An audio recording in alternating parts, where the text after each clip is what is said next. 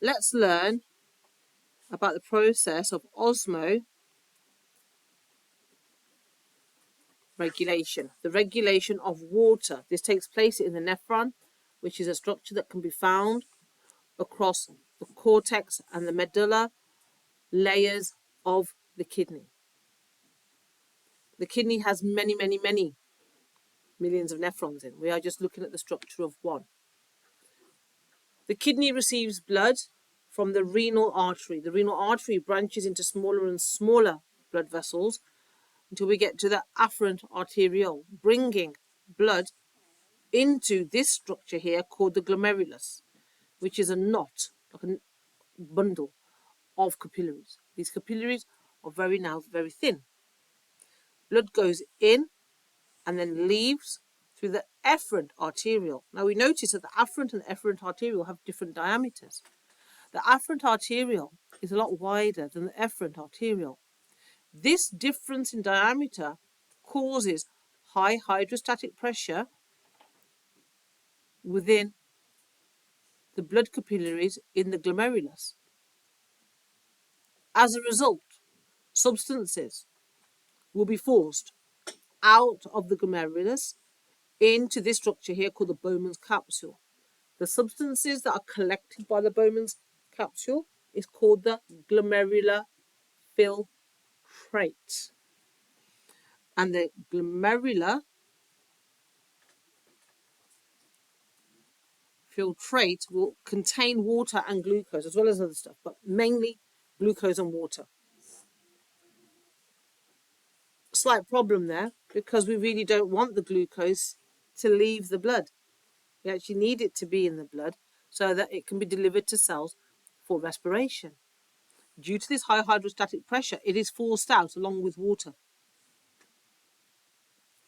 and are the significant components of the glomerular filtrate, which is collected by the Bowman's capsule. This filtrate enters the proximal convoluted tubule.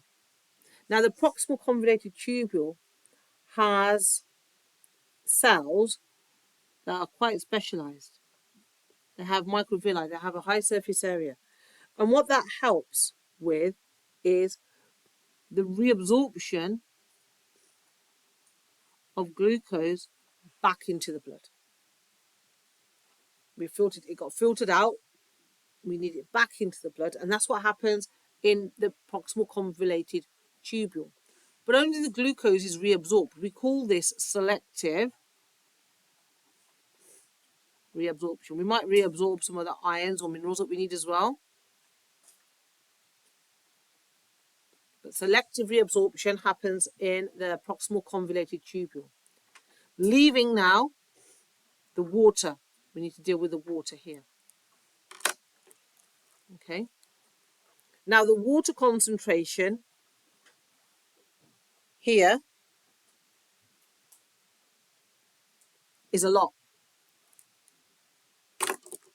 The water leaving the PCT, entering the descending limb will be high. There'll be lots of water here. Okay. Now what we need to do is take the water that we need and put it into the blood vessels again. We need to reabsorb. We need to adjust our water levels. We don't want all of this water going from the descending to the ascending and then out to the collecting duct. We need to reabsorb. We need to get the water back into our bodies that we need. Okay?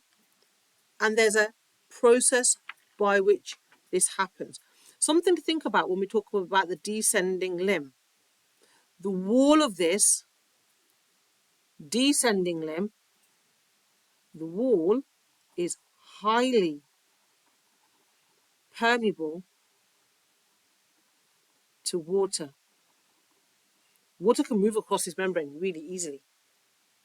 However, the ascending limb is a bit wider and the walls are a bit thicker. And the walls of the ascending limb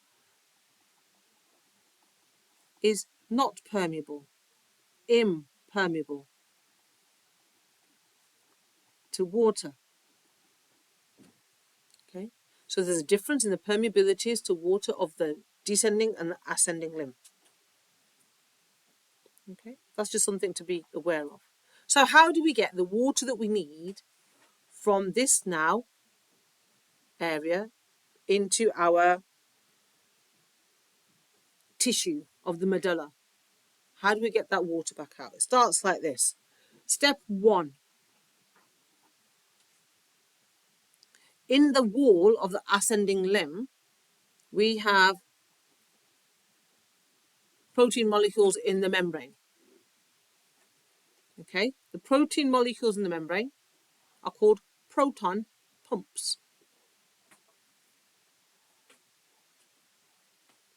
Okay, sorry, no, they are pumps. They are sodium pumps, Na+.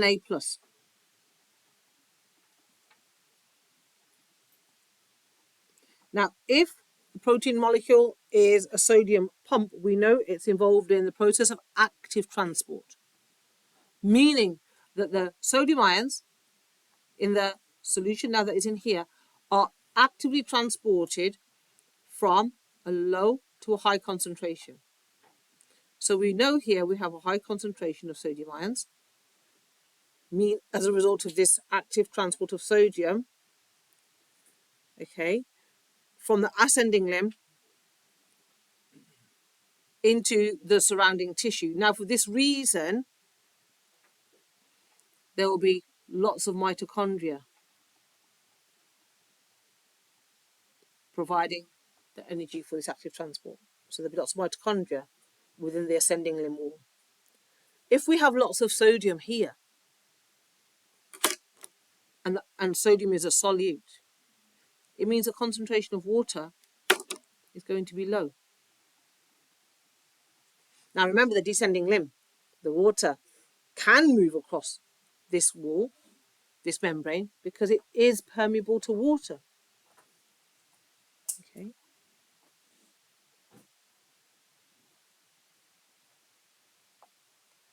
What happens here is the water will move from the filtrate, which is the name of the solution inside, into the surrounding tissue by the process of osmosis.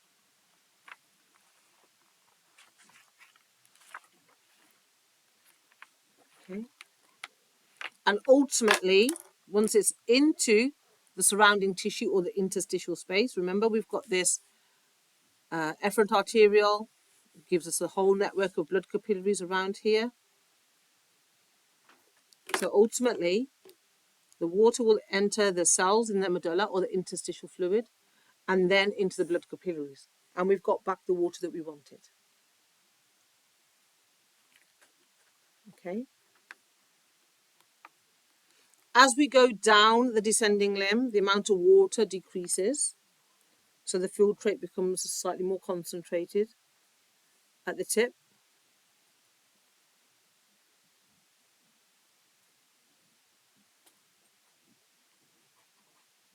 And at the base of the ascending limb, sodium ions diffuse out of the filtrate.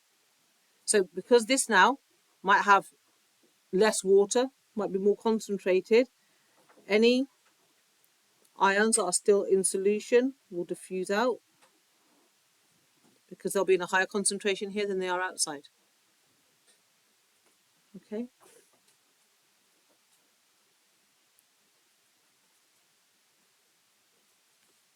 In the space between the ascending limb and the interstitial fluid here, there's going to be a water potential gradient as we go into this region here. The collecting duct is permeable to water. And so the water will move in to the collecting duct by osmosis because that wall will let water move through.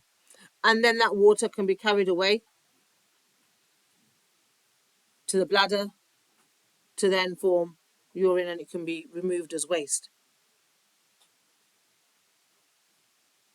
Okay. So that is pretty much osmoregulation. Okay.